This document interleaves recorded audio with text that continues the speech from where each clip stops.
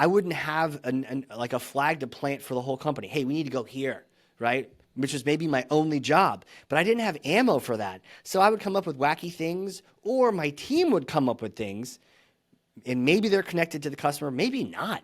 And so we came up with all sorts of wacky new programs that weren't necessarily what the customer wanted. They kind of took us a step back as a company, and it was just all muddled. And that's just because I didn't have a vision, because I didn't have the voice of the customer. And it was when I accidentally just started a podcast thinking content and thought leadership that I started chatting with our ideal customer that hadn't signed up with us yet. And what was crazy is I could ask them questions and they would tell me, and I would ask, what keeps you up at night? And suddenly they started telling me. We had relationships, and they mentioned things, and it actually turned into deals off the episodes and off the pods. But more importantly, I had those stories like you mentioned at the very beginning with Amazon. I now, if it came up in a board meeting, yeah, I just talked to X, Y, and Z 10 minutes ago before this call, and here's what she was saying, and here's what someone else was saying. And I've now talked to 50 people in a year or more, and every year you keep going with the pod.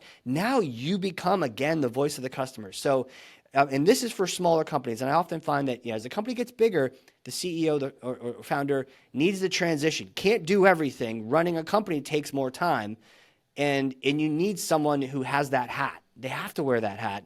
And somebody needs to bring that vision and feed the voice of the customer, right? It's like it's sitting there, but you got to feed it the pizza. You can't just let it sit there.